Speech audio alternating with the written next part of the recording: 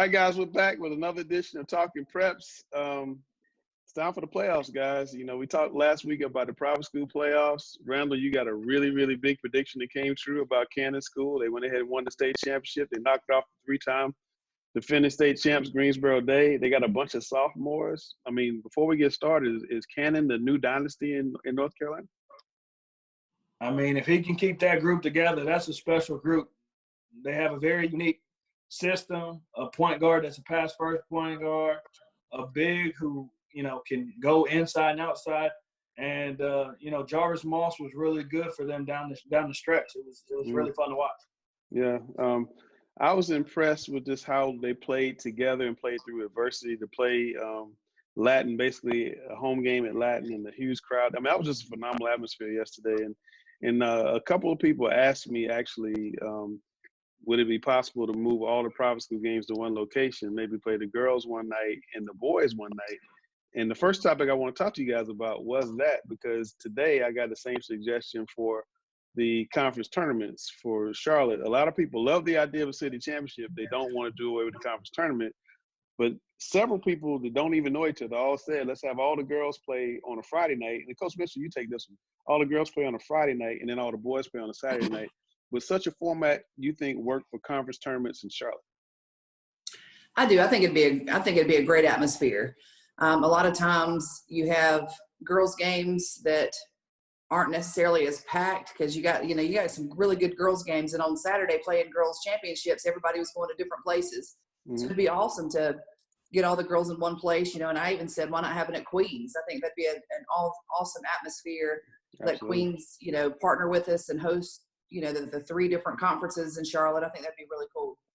Yeah, years ago when Vicki Hamilton was running CMS, they actually used to have all the tournaments in one place. They were really good. They had them at UNC Charlotte a couple of times. They had them at Independence Arena, or whatever it's called now, Bojangles, a few times, and it was really good. And I think returning to such a format would be good. Everybody does seem to like the city championship idea. A couple of people asked me, could we do it the week before Christmas? Is that possible, you guys? Would you think that would work then? I think it would be good because of the fact that you can't do it after the season's over, but you don't eliminate teams being able to travel over the holidays. I think doing it right before Christmas, I think that would be a really good time to do a city championship. Coach Lewis? The only problem doing it right before Christmas is, as you well know, most of the teams that are going to be doing their schedule, they're going to be doing it within the next month. So everybody's going to have their schedule done. So you have to pick and select the teams for the event this coming December to have the event. And at this point in time, no one really knows who the top teams are going to be. We have an idea, but it also depends on who leaves and who stays. Well, I will say that we have the 2 best tournament organizing people on the panel here. So if somebody wanted to try to take a stab maybe at a city championship, I think the 2 people below me, Coach Mitchell and Coach Lewis, would be 2 of the people that definitely could pull such a thing off. The one thing I have heard is that everybody likes the idea. They like to see it happen, and they think there'd be huge crowds. And I'm sure that there's some way that we could partner with CMS and return some money to to a coach's fund to help pay, help increase the coaches' stipends, particularly if you got a sponsor. I don't think it'd be too hard to find a Diggs or North Carolina or somebody to get involved with such a thing. I just think it could be a huge boom. Randall, what are your thoughts here? Oh, no, I think it would be good. There's nothing better than watching a bunch of good high school basketball under one roof. So especially around that time of year before you get cranking in the conference play, I think it would be awesome. Yeah, I was going to have Chrissy, let you take the girls' side and I'll take the boys' side, and let's make it work this year. Let's do it. I'm all for it. I hope y'all just not talking, because I'm all for it. Oh, I'm all for it, yeah. Lacey, we just got to keep the pressure on. We can't let them forget about it. Absolutely. Well, Coach Lewis and I were together this weekend at the private school state championships. And Coach Lewis, a lot of people were upset that the games were not all in one place, where you couldn't see all the games together. I know you and Jamie, some of your guys were trying to go hither and yon to catch all the games. What if we took just the same format? What if we took all the private schools and put them on a Friday night for girls and had the boys on a Saturday at one location? How good would that be? I think that would be a great idea. I think, for example, the people who want to go watch the girls will stay there and watch the girls. I think the attendance would even increase because it's just for the girls' championship and also for the boys on Saturday. It will be a complete sellout. But for people like ourselves who want to cover it, the media, it allows us to see all the games in one location. As you well know, I was bouncing from one location to the other trying to catch each and every game. And that was pretty difficult to do. But I tell you what, guys, I mean, the atmosphere at the 4A private schools this past weekend, both at Providence Day on Friday and at Latin on Saturday, was some of the best I've seen. Last year when West Charlotte played South Central in Raleigh for the state championships, that was a great atmosphere. This even topped that to me. I mean, this was just, I mean, people were standing room only, literally, fire marshals. I mean, it was just crazy. And the amount of support. Charlotte Latin has some of the best fans. I tease Randall a lot about Charlotte Latin, but they have some of the best fans. I mean, they were, you know, as the kids said, they were really crunk, and it was fun to see that. So I enjoyed that, and I would love to see more in the future. And if we could do that in conference tournaments, boys and girls, different nights, and bring all the CMS people together, that could be really cool. And if, Christy, you can get a girls city championship, and Coach Lewis, you can get a boys city championship next year, that's what we said. And I think that'd be cool. But, Christy, I need you to bring Freedom down here for your tournament. I saw you guys announce for your tournament for next November. I want Freedom down here. All right. All right, so I wanted to talk to you guys also about the state tournaments that have come out. Christy, I mean, you have some numbers you want to share with us?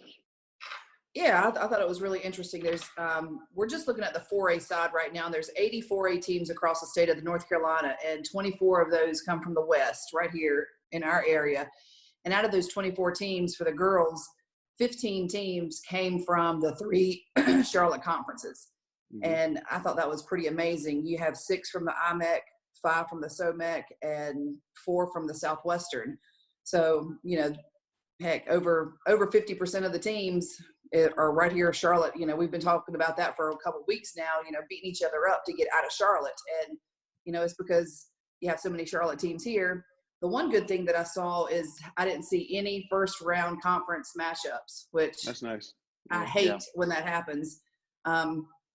So I think for Tuesday night, I think the big matchups here in Charlotte are Independence versus Olympic, Hopewell versus Berry, and Audrey Kell versus Hickory Ridge. There's 3 good matchups right there. Those are all teams that can make deep playoff runs playing round 1. That's kind of crazy. Christy, would you be opposed as a coach if we just seated everybody all together and say, even if you had a game at Raleigh-Sanderson on Tuesday, would that bother you?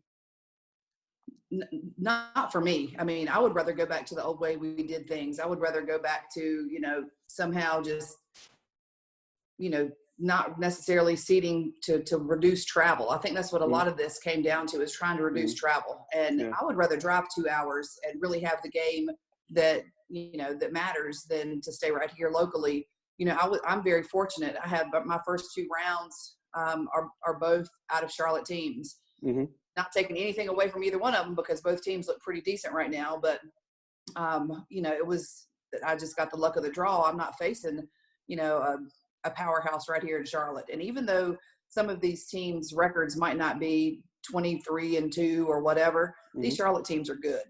No, I mean, I think that was proven in the Southwestern Conference last week. Hickory Ridge, the number 4 seed, won the conference tournament. That's right. And that's right. Both number 1 seeds ended up getting upset in the semifinals. And, you know, I told you last week that pretty much it's anybody's ball game. You call that. It was very weird to see Myers Park's girls and Butler's girls playing advance to determine the number 1 seed. Myers Park did win that game, by the way. They're going to be number 1. Coach Lewis, on the boys' side, I'm looking at the 4A bracket. I see Olympic is going to have a bye. Then they're going to play Myers Park and Page, and then probably after that going to play Vance. I mean, so you have that same kind of dynamic on the boys' side, where all the Charlotte teams are going to be facing each other early. Good, bad. What are your thoughts? It's just the nature of the beast. I wish it wasn't that way, but you have North Mech, Audrey Kell, Vance, Olympic, you know, Independence, all 5 dominant teams in the 4A. They're going to have to play each other sooner or later when you play in the regional brackets in the state playoffs. It's tough, but no other way around it. I like the 4A bracket. I think the Myers Park Olympic, if we get that game, I remember that game early this season, and it was a very, very early game, but it was a good one. And I think they match up similarly.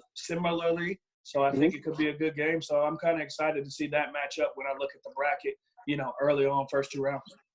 Yeah. And I normally don't chime in on the boys' side, but I did the data on that too. All right. And out of the 24 teams from this area, From the West, we had 6 from the IMEC, 5 from the SOMEC, and 6 from the Southwestern. So there you go. 17 out of 24 teams are right here from Charlotte. It's like the NCAA tournament taking the ACC and the Big 12 to the Big Dance, you know? Right.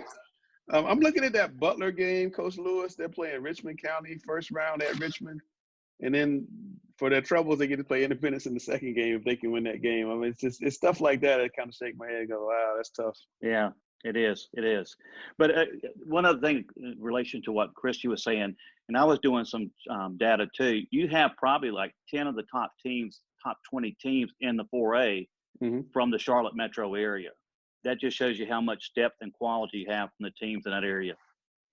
Are there teams that you guys see in these brackets at any level that you think really have a shot to get to regionals? And we'll start on the boys' side with Randall. Is there anybody you look at that you think I'm going to pencil them in, or you think it's just wide open for everybody? I think I'm going to go ahead and ride the horse I've been riding all year.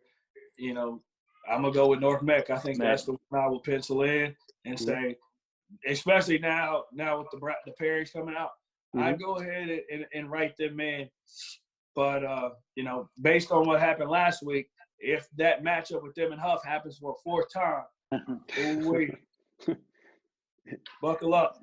Yeah, Huff seems to be the kryptonite to North Mech, but North Mech is back at full strength. They got their point guard back, Coach Lewis. I mean, is this Dwayne's year? It's been since 2005 that he's won a state championship. I do. I've been going with North Mech since the beginning of the year, and I'm going to go with them all the way to the state championship. I just think they have too many horses in the barn. They're a complete team. They're very balanced. They got a point guard. They got a shooting guard. They got the inside presence. And Jerry McGregory, they also have Chris Ford, who's just a glue guy. They just have a lot of moving pieces that just make them a very difficult team to defend. And when they get out and run and they're hitting shots, they're almost impossible to beat. Wow, and so that's the ringing confirmation for North Mech. I think in the 3A, Freedom's going to make a run. I like Cox Mill. You talked about them quite a bit, Coach Lewis. I think they're going to make a run. I think the 3A is a little more wide open. 2A, I think Forest Hills has a really good shot to make 3 state championship games in a row. And I think 1A is just wide open. Anybody, Lincoln Charter could get in. I think anybody could get in. On the girls' side, you know, Coach Mitchell, we've talked about Freedom as a heavy 3A favorite. Are you still thinking that they're the favorite in 3A? And then I do. I think we're going to end up seeing a Freedom-Cuthbertson matchup. But I still think that I think Freedom's still going to bring it home this year. What about 4A? Is anybody that you, and I know it's kind of hard for you to talk about 4A, you're in it, but is anybody out there that you think is going to make a run? Because we have all these Charlotte teams that are kind of equal, going to be meeting each other. Right. If I had to guess, I'm thinking that there's probably going to be a Mallard Creek Vance matchup again. Wow. I think both of those teams are really, really strong. Yeah. If we see that again, Randall, what do you think is going to happen? Mallard Creek won the conference. They split the regular season. Yeah, well, you know, I thought last week that Mallard Creek, just based on their inside presence, would win that game. They did. So I would say if we see that matchup, I'm going to stick with Mallard Creek to get the win and move on if we get that matchup. You know what's funny about Mallard Creek is they've been really good for a long time. They would always get to like to the regional semis, the regional finals, and not get over the hump. Maybe this is the year when nobody kind of sees them as a heavy favorite to get into a state championship game. Because, I mean, C.J. Johnson, the coach, has done just about everything he can do except win a state championship. And you know, I think this could be pretty gratifying for him. And assistant coach Kerry Sarge has been with him forever to try to get over the hump. And Charlotte, Coach Mitchell, has been without a state champion for a while. It's kind of weird. I mean, we're about due, right? Yeah, that's right. All right. Well, I wanted to ask you guys, is there a team, if you had to bet the house on a team, not named North Mech, Randall, who would you bet it on? I'm going Audrey Kell. Audrey Kell. I'll tell you why. Go ahead. I have complete faith in Coach Kraft. I think he's going to have those guys ready. And they have guys that can put the ball in the hole. And I think this time of year, when you have guys that understand their roles and what their job is on the team, those are the teams that make deep playoff runs, and I think they have them. Is this team, Audrey Kell team, does it remind you of all of the one that went to the state championship game under similar circumstances? Kind of. I think Davis Hubbard reminds me a little bit of Tate Small. You know, they don't really have a Preston Trout who was a point guard that really just could execute the offense and get them into something every time. But there are a lot of similarities there that really made me think that if it's not North Mac, Audrey Kell has a great shot at it. I tell you what, you get Coach Craft to a coaching game in the fourth quarter, it can be tough. Go ahead, Coach Lewis. I agree with him. Audrey Kell would be my sleeper team in the 4A. And the 1A, I'm going with Lincoln Charter. 2A, Forest City, and then also in the 3, I'm going with Cox Mill, making it to the state championship. I think Todd Johnson has done a phenomenal job over there. I mentioned to you before, they lost 99% of their scoring from last year. Wendell Moore, they won the conference championship, and they also won the conference tournament championship. They're 23-3, and I think they're going to make a deep run as well. A couple of years ago, Freedom and Cox Mill was a game everybody wanted to see. It turned out to be a war. I think we're going to see it again at some point, and I think the winner of that is going to make it to the state championship by the 3A. I think the 3A class is going to be pretty fun. In both the boys and the girls side, I think the 3A class is going to be pretty fun. Same question for you, Coach Mitchell. Who you betting the house on in 4A? I can't do it. I'm gonna have to let Randall do that. All right, Randall, girls side. I can't go against my girls. All right. Nah, fair point. Randall, girls side. Who you betting the house on? Everybody's on the table. That's tough. And then who's your underdog? I feel like everybody is just so balanced, and it's kind of if you just catch this team on the right night, you got a chance. But I'm gonna stick with what I just said. I think CJ, Coach Johnson, and his girls at Mallard Creek, because they're not the favorite, there's not that pressure. I'm gonna go with them to make a deep run, and that would be my dark horse to make it all the way. Well, I like Providence as a dark horse potentially. I like Vance. I think it's going to be hard for Mallard Creek to beat the Vance team again and just beat in the conference tournament. And I really think that Butler, and I know this is going to sound strange, I really think that Butler can make a run. They kind of run hot and cold. If they catch one of those hot streaks, Michelle Lane is really, really good, and Ashlyn Dotson can hit the outside shot, and they can make a deep run. I think the 4A girls is wide open. I mean, Coach Mitchell's team can make a run. I think the 4A girls is really wide open as we've seen it. And the 3A girls, I agree with Coach Mitchell. I think Freedom is definitely going to make a run. I think the smaller classes are going to be open again as well. I think Community School of Davidson has a really good shot in 1A as it is. And then in 4A boys, I meant to tell you guys, I like independence. Something about Preston Davis in February and March. I don't want to bet against that guy. And they won 9 straight. They kind of figured it out. They had a young team, much like a Cox Mill. They figured it out. They won their 3rd straight conference tournament championship. They are the most recent Charlotte team to win the state 4A championship. They've got a championship pedigree. This guy knows how to get it done. I think he's one of the best coaches around. I know, Randall, you talk about Coach Berger quite a bit. I think Preston Davis is one of the best coaches around and gets probably as little credit for being as good as he is as anybody. And maybe he doesn't fit the bill. He's this big, 6'8" guy, and he just maybe that's what it is. I don't know what it is, but he runs that 3-2 zone and he runs it well, and they're going to be a tough. Well, he's got the size and the athleticism. I mean, they're going to give people some problems. They certainly will not be an easy out this year in the playoffs. Yeah, and I think they. Go ahead, Rick.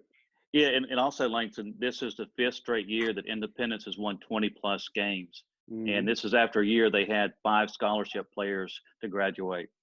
Yeah. And Coach Mitchell, I mentioned Providence. I mean, can you talk about where they've come from under Coach Bean and where they are right now? Because I remember a couple of years ago, Providence was winning a game. Right. Providence was definitely one of those teams that, you didn't even have to prepare for, 4 or 5 years ago. They were falling at the bottom of the conference every single year. Mm-hmm. In the last 3 years, they've really made a jump. I guess it was 3 years ago when Coach Beam took over, and her team, I'm not sure exactly what the record was, but she won more games that year than they won in like the last probably 5 years combined. Mm-hmm. And to move it from there to being undefeated in our conference and winning the conference tournament championship, I mean, she's definitely brought that team a long way. That's heady stuff. She's definitely going to be somebody we need to talk about maybe end of the season as a coach of the year. Randall, nobody knows players around here as much as you. Give me a couple impact players in the playoffs that you think are going to really have something to do with it, the outcome for their teams making runs. Boys and girls. You can start on the girls side. Well, you mentioned one already, and Ashlyn Dotson. I think, if she can hit the outside shot for Butler, she can really give them a run. I think somebody that never gets enough credit that we don't talk enough about, and I know when I say her name, I'm going to be like, oh, she's really good. I think Jessica Timmons. Comes out from North Met, and I think she's going to have, kind of have a chip on her shoulder. because of the fact that, she doesn't get all the credit that some of these other players around here get. I think she's going to be raring to go and chomping at the bit. So, those are two off the top of my head that I think I'm expecting. I'll be excited to see how they do in the playoffs, and I'm sure there will be a direct correlation between that and their team success. I think also Vance has so many girls that are good. They have such incredible balance. It's going to be hard to deal with Vance in the playoff situation because if one of them isn't on, 2 or 3 other ones could be. And Mallard Creek's the same way. They have so many players that can play. Nobody really there gets the credit. I think those two are really dependent on from their team that we need you to play well in order for us to really win. And the thing about Mallard Creek, Brown is suffering as good as anybody. Yeah. I mean, they have 2 A-level, that's talents on that team. So that's going to be tough. Talk about the boys. Who the boys? On the boys' side, I know when we mention the last name May, it's normally talking about Drake, but I'd say Bo May over at Huck. Bo's had some games where he gets you 20 and 15, 20 and 14. He really does a good job in the paint, and I know last Friday he gave Jeremy Gregory and those guys over at North Meck all they could handle. I think if he can have a presence like that, Huff could win and make a deep run at this thing as well. So, especially him off the top of my head. And Xavier McKelvey at Myers Park. Good call. He's one of my favorite kids to watch, especially when he gets it going. And I think this is kind of the time of the year where a kid like that really wants to step up and shine. So he's who I would be excited to see. Coach Lewis, Josh Banks is going to be really hard to deal with in the playoffs. Wouldn't you think? Absolutely. He's one of the most explosive athletes in the Charlotte metro area and one of the better players in the state of North Carolina. And if he wouldn't have committed early to VCU, he would have a lot of high major schools on him right now. But he can score from all 3 levels, but he's so electric and has so much explosiveness to him that he can erupt for 30, 40 points in any given game. And I know you guys talked about Audrey Kell being a potential dark horse, and I thought about Olympic then because their 2 best players got hurt in the championship game. They lost by 1 point, and they came back and finished. So I think Olympic is going to be a team that, they have a state championship coach in Barrington Terry and the pedigree. I think they lost to Audrey Kell, I think, in the West Charlotte rather in the second round last year. So they're going to be really hungry to make a push. There's just so many teams on the boys and the girls side. It's going to be a really, really hot playoff week this week. And be curious to see who kind of makes it out as we get into regional quarterfinals and semifinals the following week. So that kind of brings us to the 45. Before I get to 45-second shot clock, Coach Lewis, I want to get your thoughts on Jaden Bradley. I've been covering high school sports here since 1988, 30-plus years. I've never seen a sophomore from North Carolina. I saw LeBron James and stuff and all that. I've never seen a sophomore from North Carolina who's that good. He's the best sophomore 10th grade I've ever seen. I would agree with you. And I think the thing about him is a lot of people look at Jaden Bradley and he has the nickname Smooth or Silk. He is probably one of the smoothest players that I've ever watched play basketball in quite some time. He doesn't have the explosiveness and the athleticism of a Dennis Smith or a John Wall. But what he does have is he has poise and maturity, and he just sees the game 1 to 2 steps in front of everyone else, and he makes his teammates better. And when you watch him, it's like poetry in motion. And the one thing I mentioned to you the other night, Langston, was I've never seen a high-profile player that of the caliber of his ability that gets so few calls in the course of a game. Yeah. And he's averaging, close to 20 points a game. But I think he's going to be one of the best pure point guards to ever come out of the state of North Carolina, in my opinion. And I've seen quite a few, but he's special. And he's 6'3". It's a big 6'3". He's long, and he just has the ability to get where he wants, and he's just thinking the game so much in advance of everyone else on the court. And the thing that he has that a lot of the other dominant players didn't have, he has that jump shot now that, he made 2 humongous 3-point shots against Charlotte. And Randall, before I get to 45-second shot clock, I'm sorry to keep pausing. Randy Johnson in the state championship game on Saturday had one of the most courageous performances I've seen in a long time. 28 points in the second half. Nobody else in the team really could score and get off. And he just put those guys in his back against Bradley, against Derek Nick, 6'6", guarding him, and just phenomenal game. Talk about his season, his performance. Well, he had a great season, but I think the way that game ended, it just shows the kind of kid he is. I mean, you get in a situation where you're down 9, and Cannon was looking for that knockout punch. And Randy comes off the ball screen. He has DJ Nix on it, shoots the three, and then comes back, does the same thing again, shoots the three. DJ tries to push up on him, and he goes to the basket, gets an and one, and all of a sudden the 9-point lead, is gone in literally 90 seconds. Mm-hmm. He was just so good yesterday, and he, that's why the game was so fun, is because you could tell watching it that those were just two heavyweights going at each other.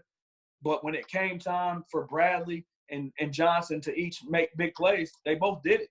They did it under pressure, and it's like I told Coach Berger after the game. I said, you can't ask for a better situation. With no timeouts left, you got the ball in your best player's hands. You want him to go make a play. And that thing was online too. He got a great look, and it's a shot that he hit not only all season, but it's a shot that he hit multiple times yesterday. So you got to live with it. Yeah, Coach Mitchell, they're down by 2, and he takes a step back 3, and Randall stood up, I stood up, Rick stood up. I mean, it looked like it was going in. It was like right on line, just a touch short. That was the best game I've seen this year. It really was. So and one more thing about he went left every single time. We counted every single time. He always goes left. Stop him. Yeah. Well, that's his trainer above you, so maybe he's the reason why he goes left all the time.